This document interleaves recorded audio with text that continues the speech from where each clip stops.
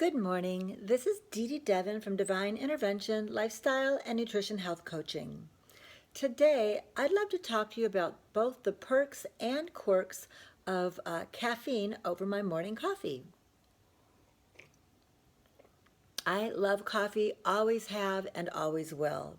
Coffee has been both praised and mocked for centuries. It has been blamed to cause impotence and madness, other times a cure for laziness or a gift from heaven. Heavy stuff. But what are the actual scientifically proven pros and cons of coffee we know today?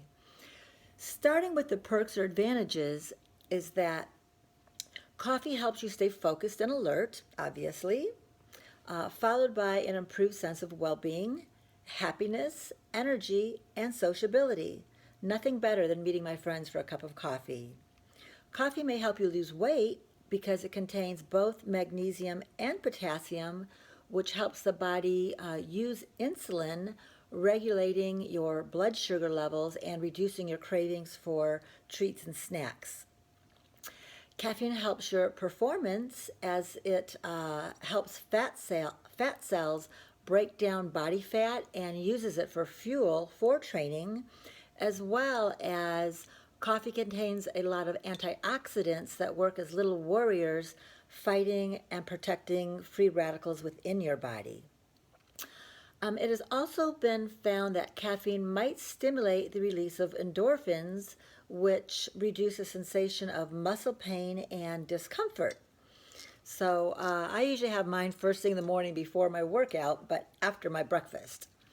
Caffeine also constricts the blood vessels and helps the body absorb medications more quickly, which is why it is added to some pain medications.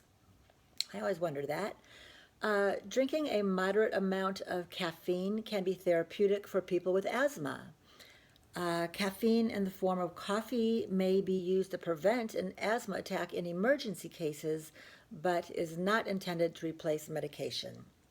And finally, they've found no evidence that drinking coffee increases your risk of death from cancer, cardiovascular disease, or other causes. In fact, coffee has been linked to lower rates of type 2 diabetes, a reduced risk of some cancers, and protection against Parkinson's disease.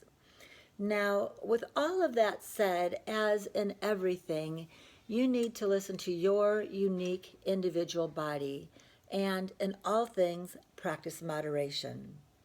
I personally love the smell, taste, warmth, and comfort, and I only drink 1 cup in the morning and never more than 2 a day. I find it to be actually quite relaxing and really enjoyable. Now for the commercial disclaimer or warnings, also known as quirks. Coffee and caffeine in general do also stimulate the excretion of stress hormones, which can produce increased levels of anxiety, irritability, indigestion, insomnia, and decreased immunity.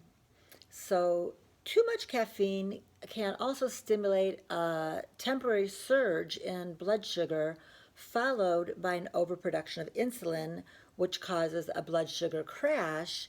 And this roller coaster causes weight gain since insulin's message to the body is to store excess sugar as fat. As well as cause, probably most importantly, adrenal fatigue, because when you are relying solely on caffeine for your main source of energy, and as your main source of energy, and as we naturally age, our caffeine tolerances may decrease. Production of DHEA, melatonin, and other vital hormones decline with age, and caffeine helps to speed up this process. Caffeine also dehydrates the body, contributing to aging of the skin and kidneys, inhibits DNA repair, and slows the ability of the liver to detoxify foreign toxins. So, you may be wondering, is caffeine an everyday necessity or an occasional treat?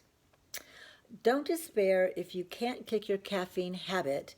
There are many flavored herbal teas organic coffee root substitutes, and green juices that are all great alternatives to experiment with in lieu of your regular caffeinated pick me up. But whichever way you prefer to consume caffeine, just remember that there are both health benefits and hindrances to consider. And my number one health coaching tip for more energy is for fast acting relief, try slowing down. To your health, namaste.